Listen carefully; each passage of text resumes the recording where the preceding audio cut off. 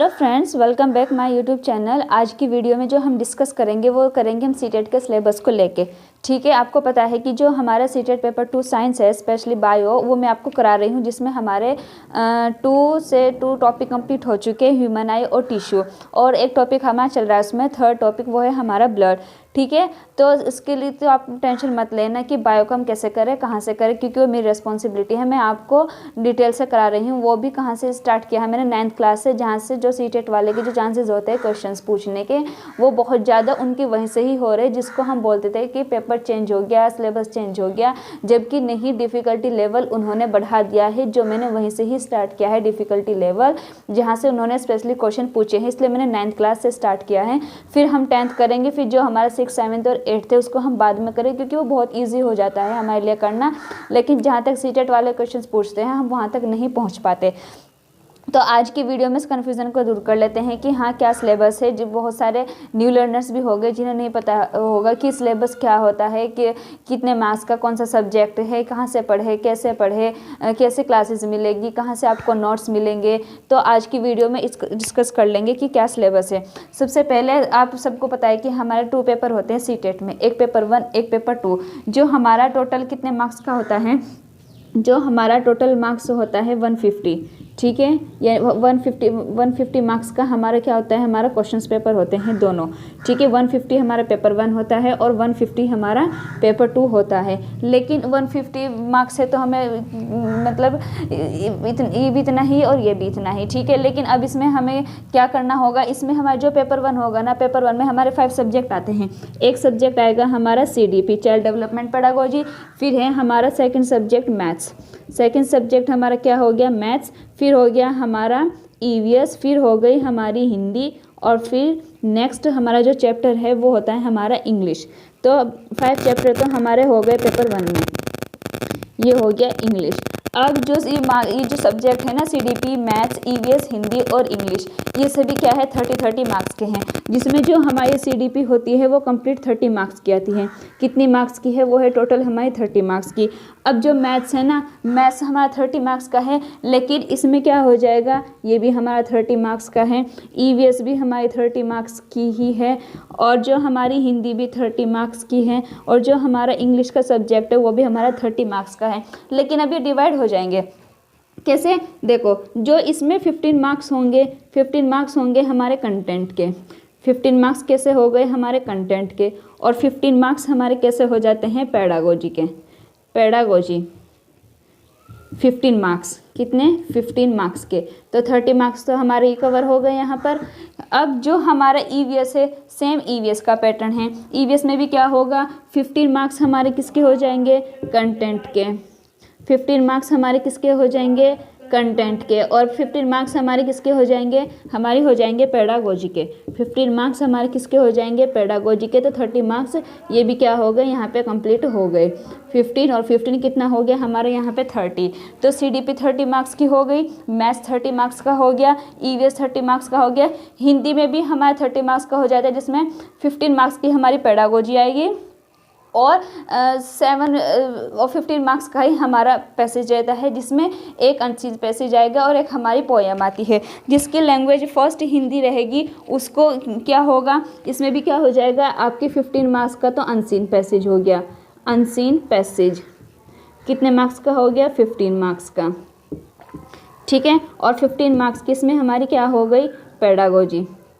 15 marks किस में क्या हो गई हमारी, पेडागोजी। ठीक है, और सेम हमारा क्या रहेगा, इंग्लिश में रहेगा। अब इंग्लिश के लिए बात करें तो इसमें भी क्या होगा, जो हमारा 15 सब्जेक्ट का है, इसमें भी हमारी पैसेज रहेगा अनसीन, और 15 मार्क्स की हमारी क्या रहेगी, पेडागोजी रहेगी। 15 मार्क्स की क्या रहेगी, इसमें पेडागोजी रहेगी। ठीक है, अब इसमें भी हमारे जो जिसकी लैंग्वेज फर्स्ट होगी ना, उसको एक पोएम मिलेगी और एक उसको अनसीन पैसेज मिलेगा, जो 7 या मैक्सिमम 7-9 मार्क्स का कुछ ऐसा रहता है। और जिसकी लैंग्वेज इंग्लिश 2 होगी, उसको दोनों क्या मिलेगा, अनसीन पैसेज मिलेगा। जिसकी लैंग्वेज फर्स्ट इंग्लिश होगी, जिनकी लैंग्वेज इंग्लिश फर्स्ट होगी, उनको एक फर्स्ट लैंग्वेज, सपोज करो लैंग्वेज फर्स्ट आपने इंग्लिश चूज़ कर ली, क्या चूज़ कर लिया आपने, इंग्लिश। लेकिन अब इस इंग्लिश में आपको क्या होगा, एक तो अनसीन पैसेज मिलेगा, एक अनसीन पैसेज मिलेगा और एक इसमें आपको पोयम मिलेगी, ठीक है। और क्या मिलती है आपको? पोयम। लेकिन प्लीज़ मेरी कोशिश यही है कि अगर आप लैंग्वेज फर्स्ट चूज़ करते हो तो हिंदी चूज़ करना, क्योंकि इसमें हमारे लिए पैसेज और पोएम को सॉल्व करना थोड़ा सा इजी हो जाता है, जबकि इंग्लिश का अनसीन पैसेज सॉल्व करने में बहुत प्रॉब्लम होती है। तो ये हो गई आपके पेपर 1 की। सेम बिल्कुल पेपर 2 की है। सेम किसके लिए है? पेपर 2। अब पेपर 2 में भी हमारे टोटल कितने सब्जेक्ट हैं? देखो, एक सब्जेक्ट हो गया हमारा CDP हो गया, फिर हमारा हिंदी हो गया, फिर हमारा इंग्लिश हो गया, और फोर्थ सब्जेक्ट हमारा क्या होता है? या तो अगर किसी का मैथ एंड साइंस है, मैथ एंड साइंस आ जाएगा। यदि किसी का सोशल स्टडीज़ है, SST है, तो वहाँ पे वो SST आ जाता है। वही 5 सब्जेक्ट हो जाते हैं यहाँ पे, और इसमें भी हमारे 5 सब्जेक्ट, लेकिन ये टोटल काउंट हो रहे हैं यहाँ पे 4, क्योंकि अगर किसी का मैथ एंड साइंस है तो वो मैथ एंड साइंस लेगा, ठीक है। और अगर किसी का सोशल स्टडीज़ है तो वो क्या लेंगे? सोशल स्टडीज़ लेंगे अपना सेकंड पेपर जो चूज़ करेंगे। सेकंड पेपर कौन सा चूज़ करेंगे? सोशल स्टडीज़ का। तो पेपर 1 में CDP है, मैथ्स है, EVS है, हिंदी है, इंग्लिश है। यहाँ टोटल जो कंटेंट 30 मार्क्स का होगा वो फुल हमारा किसका रहेगा? CDP रहेगा। और जो 30 मार्क्स EVS है, 15 मार्क्स इसमें कंटेंट की रहेगी और 15 मार्क्स इसमें पेडागोजी की होगी। और EVS में भी 15 मार्क्स हमारे कंटेंट का रहता है, 15 मार्क्स ही हमारी पेडागोजी की रहती है। जो हमारा हिंदी है, 15 मार्क्स का हमारा अनसीन पैसेज और पोयम आ जाएगी, और 15 मार्क्स की हमारी पेडागोजी आ जाएगी। इंग्लिश में भी सेम है, 15 मार्क्स का हमारा अनसीन पैसेज आ जाएगा और 15 मार्क्स की हमारी क्या हो जाएगी? हमारी पेडागोजी आ जाएगी। ये है पेपर 1 का सिलेबस। इस बार चेंजेस कहाँ हुए? इस बार सबसे ज़्यादा जो चेंजेस हुए मैं आपको बता दूंगी, वो हुए हमारे EVS में, जहाँ से NCERT से हट के इन्होंने पता नहीं CTET वालों ने कहाँ से क्वेश्चंस पूछे थे। और फिर पेपर 2 में भी यही है। CDP कितने मार्क्स की हो गई? 30 मार्क्स की। 30 मार्क्स की हमारी CDP हो गई। इंग्लिश भी 30 मार्क्स की हो गई। 15 अनसीन पैसेज हो जाएगा, 15 इसमें पेडागोजी आ जाएगी, सेम, ठीक है। और फिर 30 मार्क्स की हमारी क्या हो जाएगी? हिंदी हो जाएगी।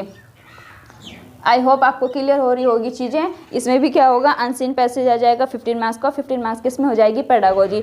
और इसमें जो हमारा मैथ एंड साइंस है, अब जो हमारा मैथ एंड साइंस के लिए जिसका सब्जेक्ट मैथ एंड साइंस है, ठीक है, मैथ्स एंड साइंस। अब साइंस में क्या होगा? ये टोटल कितने मार्क्स के हैं? ये टोटल है हमारे 60 मार्क्स के। कितने मार्क्स के? ये टोटल हमारे होते हैं 60 मार्क्स। अब ये 60 मार्क्स कैसे डिवाइड होंगे? अब इन 60 मार्क्स को डिवाइड होना पड़ेगा। 30 मार्क्स की हमारी आ जाएगा इसमें मैथ्स, 30 मार्क्स का इसमें क्या आएगा? हमारा मैथ्स, 30 मार्क्स का क्या आ गया इसमें? मैथ्स,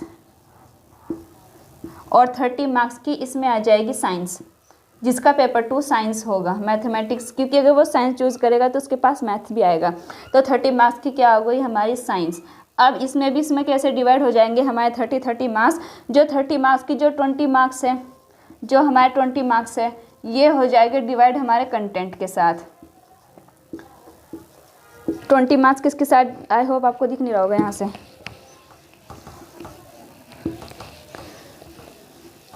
अब जो मैथ्स है, मैथ्स 30 मार्क्स का, मैथ्स में जो 20 मार्क्स है वो तो रहेंगे कंटेंट के। 20 मार्क्स किसके रहेंगे? कंटेंट के। 20 मार्क्स किसके होंगे? कंटेंट के।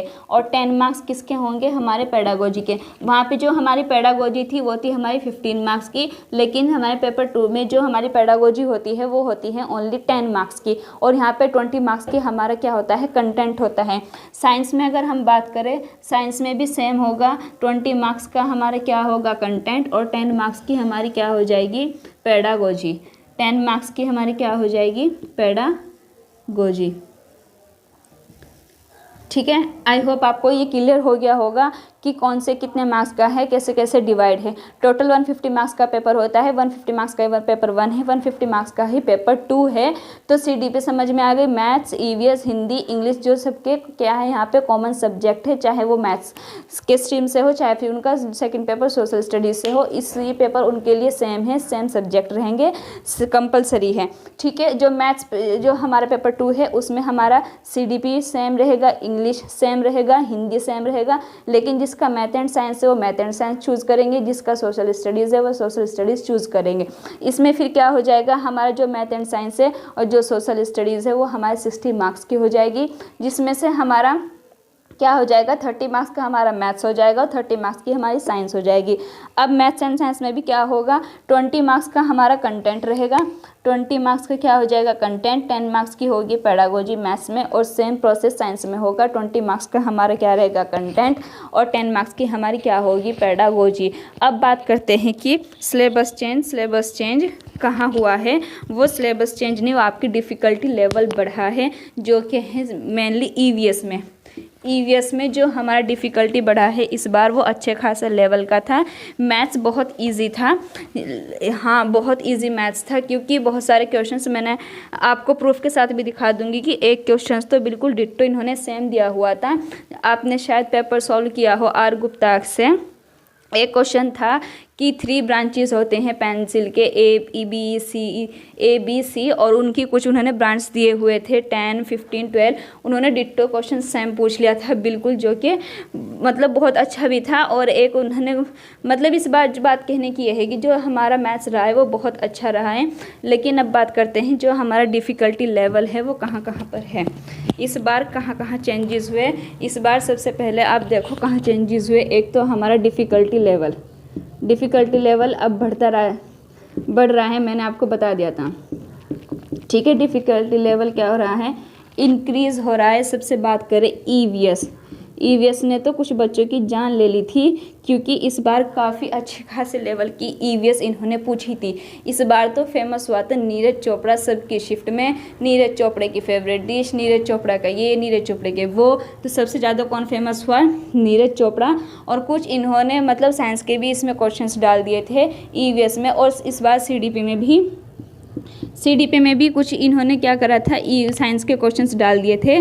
जैसे वो होता है हमारा हाइड्रोजन में कौन कौन से हमारे गैस होती है, butane, propane, methane, ethane, hydrogen किसके कॉम्बिनेशन से बनती है, ये सारी चीज़ें जो हमारी थी। लेकिन इस बार जो हमारा सबसे ज़्यादा डिफ़िकल्टी लेवल कहाँ पे दिखा है, वो दिखा है EVS में।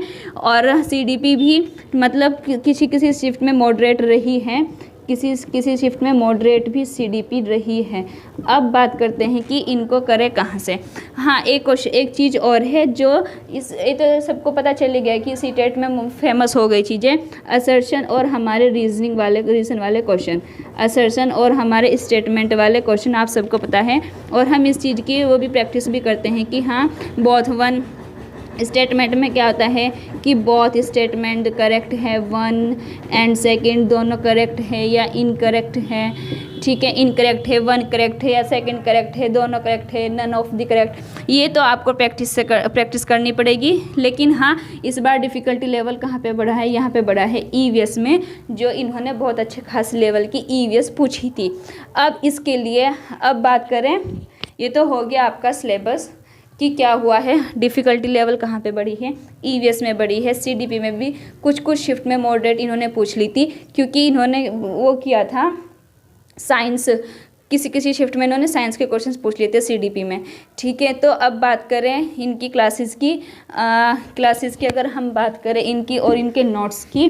सबसे पहले तो आप मुझे जो भी वीडियो देख रहे हो, जो भी CTET के एस्पिरेंट्स हो, आप पहले मुझे ये बताओगे कि आपको जो नोट्स हैं वो हिंदी में प्रोवाइड कराए जाए या इंग्लिश में। EVS के, हाँ EVS के लिए सबसे पहले तो मैं आपको कंप्लीट NCERT प्रोवाइड करा दूँगी। मेरे पास खुद के सेल्फ नोट्स हैं, मैं आपको फ्री में वो नोट्स प्रोवाइड करा दूँगी EVS के नोट्स में आपको कंप्लीट। सबसे पहले हम NCERT लेके चलेंगे, फिर बाद की बातें करेंगे जो भी हमारे जितने भी चेंजेस हुए। सबसे पहले हम NCERT ही पढ़ेंगे, क्योंकि ज़रूरी नहीं है कि हर बार CTET वाले आपसे मतलब बिल्कुल खुंदस ही रहेंगे कि हाँ चलो इस बार तो बच्चों को निचोड़ना ही है।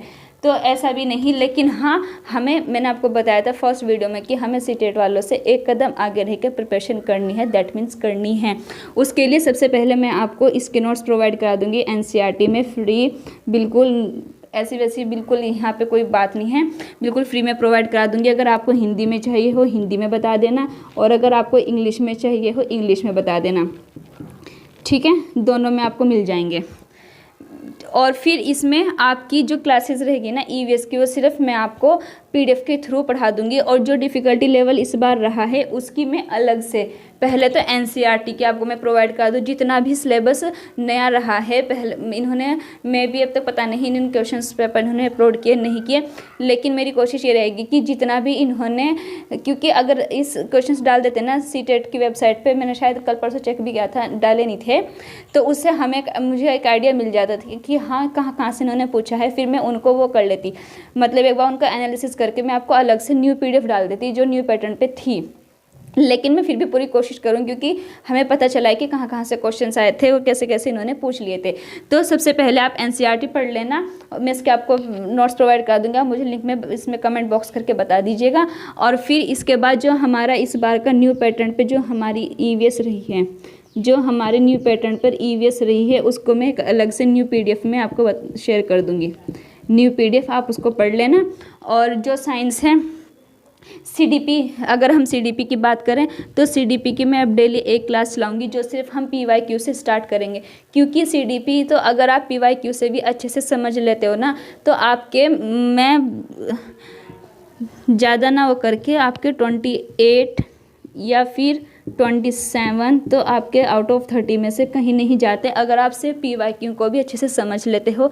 तो उसके लिए आज से डेली नाइट में क्लास चलेगी, जो कि सिर्फ हम PYQ से स्टार्ट करेंगे, वो भी हमारे 2022 से, क्योंकि अब हम ऑफलाइन वाले क्वेश्चन पेपर नहीं लगाएंगे, क्योंकि अब सिलेबस चेंज है, पैटर्न चेंज है, डिफ़िकल्टी लेवल भी चेंज है। तो इसलिए हम क्या करेंगे, ऑनलाइन वाले हम क्या करेंगे, प्रैक्टिस करेंगे। और फिर मैं आपको ना जो CDP है मैं वहीं से ही आपको पूरा एक्सप्लेन कर दूंगी, ठीक है। उससे जो हमारा प्रीवियस ईयर क्वेश्चन है ना ऑनलाइन वाले, उसको मैं पूरे अच्छे से आपको 30 से, हमारे 30 क्वेश्चन CDP के थे ना, तो 30 चाहे हमें 1 घंटा लगे 1.5 घंटा लगे, उसको डिटेल में समझेंगे एक एक क्वेश्चन को, तो आपके CDP वहाँ से कंप्लीट हो जाएगी।